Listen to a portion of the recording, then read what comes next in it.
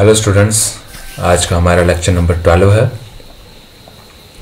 और एक्सरसाइज क्या है हमारे पास कि शो दैट जो हमने लास्ट टाइम लीनियर स्पैन पढ़ा था वो सबसेट जो वी एफ का होता है is a smallest subspace of V F containing S. तो ये हमने प्रूफ करना है। देखिए जो एल एस हमने डिफाइन किया था लास्ट टाइम वो क्या था, वो सेट था सारे लीनियर कॉम्बिनेशन का such that alpha belongs to F, ये था। सो इसको प्रूफ करना है कि ये स्मॉलेस्ट सबस्पेस है कंटेनिंग एस, जिसका ये लीनियर स्पैन होगा वो एल एस जो है वो स्मॉलेस्ट सबस्पेस बनाएगा। देखिए एस अगर मैं मान लूँ कि क्या है ये एन, इसमें अगर ये मान लूँ एस क्या है, इसमें एन एलिमेंट्स हैं जो कि सबसेट होगा वी एफ का, ऑब्वियस है, ठीक है। सो एल एस क्या होगा, एल एस होगा सिर्फ अल्फा चेंज होगा, एक्स आई वही रहेगा, ठीक है ना। एक्स आई यहाँ के एलिमेंट्स रहेंगे और alpha i belongs to F है, X i belongs to S है, ठीक है। अब पहला प्रूफ करना है कि L S is a subspace of E F. तो सबस्पेस के लिए पहले नॉन एम्प्टी बताते हो। जीरो को कैसे लिख सकता हूँ, ऐसे लिख सकता हूँ जीरो को, हाँ लिख सकता हूँ। तो इसको लिख लिया। तो जीरो अगर ये समीशन की फॉर्म में है, समीशन की फॉर्म में एलिमेंट कहाँ पे है, एल एस में, तो एल एस में आ गया। तो एल एस क्या हो गया, नॉन एम्प्टी हो गया, ठीक है। अब देखिए दो एलिमेंट लेने, तो एक एक्स ले लेता हूँ, एक वाई ले लेता हूँ। तो एक्स की फॉर्म क्या होगी, देखते रहना। चेंज क्या होगा, देखो एक्स आई तो चेंज नहीं होगा, एक्स आई तो देखिए ये स्केलर चेंज हो रहा है, alpha I beta I change हो रहा है। Be any two elements in L S where alpha I beta I belongs to F और एक्स आई जो है वो एस में ही है, ठीक है। अल्फा बीटा बिलोंग्स टू, अब क्या करते हैं, दो alpha beta belongs to F करते हैं।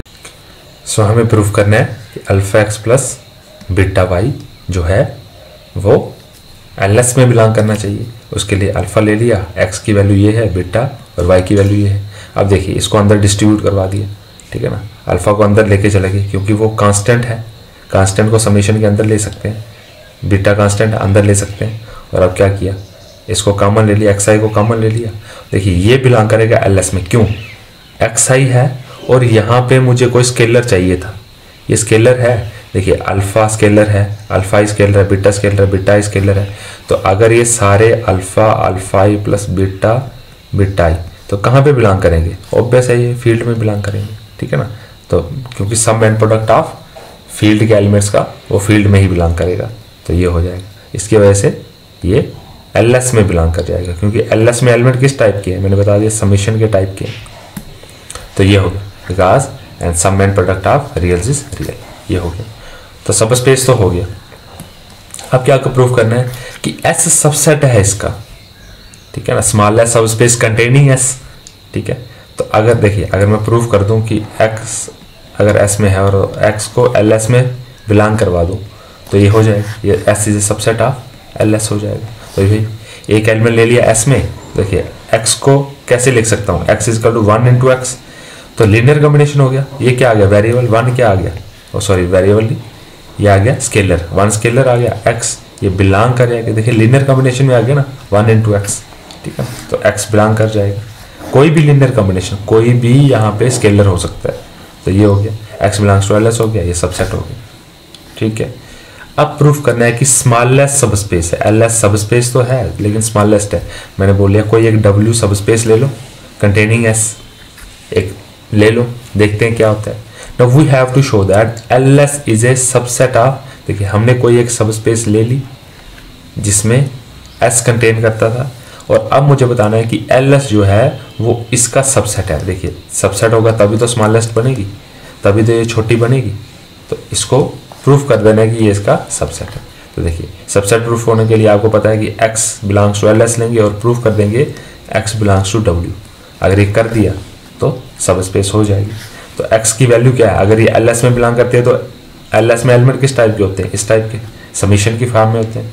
तो ये ले लिए और यहाँ पे बोल दिया कि अल्फा ये वो अल्फा ही कहाँ पे फील्ड में है, एक्स आई एस में है, ठीक है। तो देखिए एक्स आई जो है बिलोंग्स टू एस कर रहा है, यहाँ पे देखिए एक्स आई कहाँ से ले रहे हैं, एस से, और एस किसका सबसेट है, डब्ल्यू का, ठीक है ना, क्योंकि हमने लिया W is the subspace of containing S, ये हमने ले लिया यहाँ पे। तो अगर W में है तो W तो सब स्पेस है, तो अल्फा ई एक्स आई जो फर्स्ट M1 प्रॉपर्टी होती थी उसके हिसाब से कोई अल्फा ई होगा तो एक्स आई वो भी W में होगा, ठीक है ना। और देखिए इनका सम होगा जो भी alpha 1 x1 plus alpha 2 x2 होगा। देखिए अगर ये W में है ये भी W में है प्लस, तो इनका सम करूंगा तो वो भी W में होगा। तो सम का मतलब क्या होता है, समेशन, यही बोला, ठीक है। तो समेशन भी W में है, तो W में आ गया, ठीक है। और ये किसके इक्वल है, अल्फा एक्स आई किसके बराबर है, यहाँ पे x के बराबर है, x के बराबर। तो LS क्या हो गया, देखिए हमने ऊपर लिया था x बिलोंग्स टू LS है और हमने प्रूव कर दिया x बिलोंग्स टू W। इसका मतलब LS is a subset of W, ठीक है। तो यही प्रूफ करना।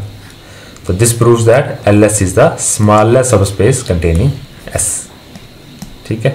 तो ये होगी।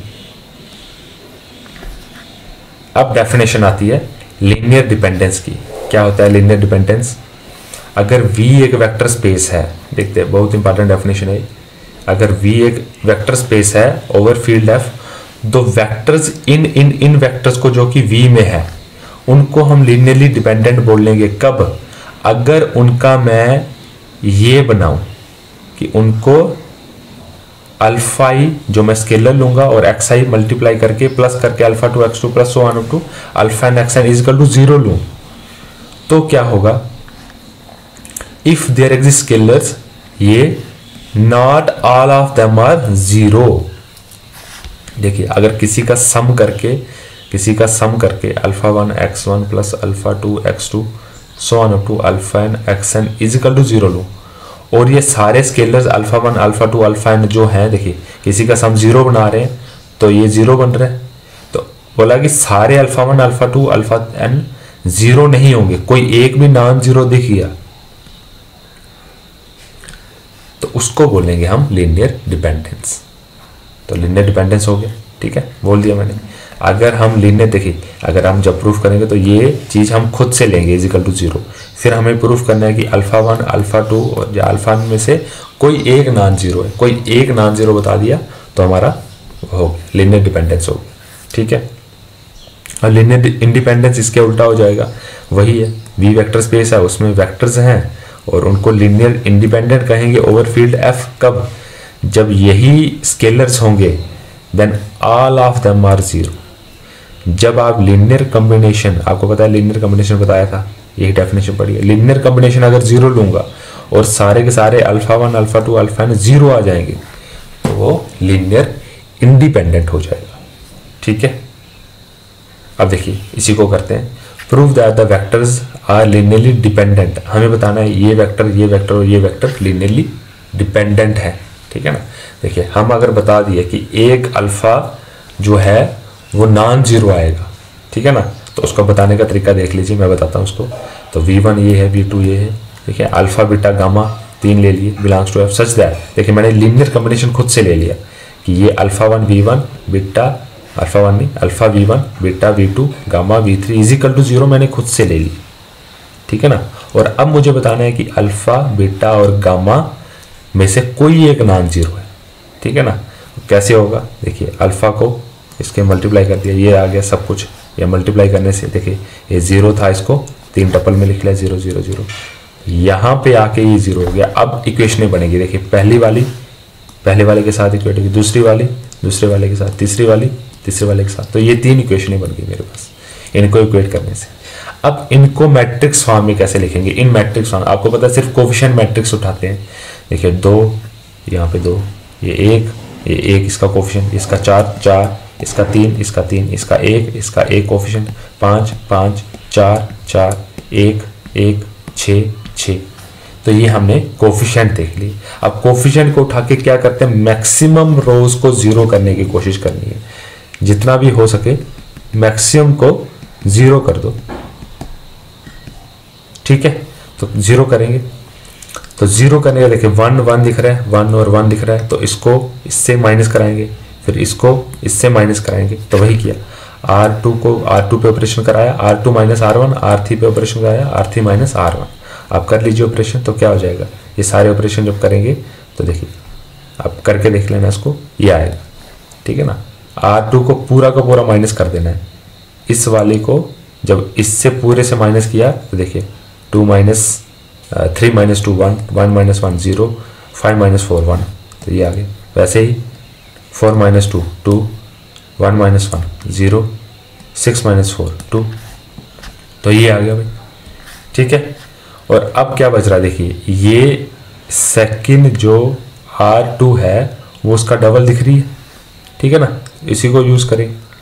तो ट्वाइस R2 करेंगे और माइनस कर देंगे R3 से, जब किया तो देखिए ये आ गया, एक रो पूरी की पूरी जीरो आ गई, जो हम वेक्टर ले रहे थे वो पूरा का पूरा जीरो आ गया। देखिए तो alpha V1 plus beta V2 plus gamma V3 is equal to 0, और ये वेक्टर पूरा का पूरा खुद जीरो बन गया।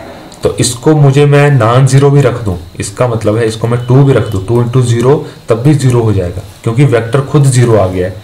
तो वेक्टर खुद जीरो आ गया, तो इसका मतलब सीधा आता है zero row in the matrix implies that V1 V2 V3 are linearly dependent. तो ये मतलब अगर आपको सॉल्व करके जीरो रो आ गई तो वो लिनियरली डिपेंडेंट होगा। अगर कोई भी नॉन जीरो कोई भी जीरो रो नहीं आती तो लिनियरली सॉल्व होने के बाद भाई, ठीक है ना, जितना काट सकते हो उतना काटना है, तो नहीं आएगा तो फिर वो लिनियरली इंडिपेंडेंट डिपेंडेंट उसके अकॉर्डिंग हो जाएगा। सो इतना ही रखते हैं। Thank you all.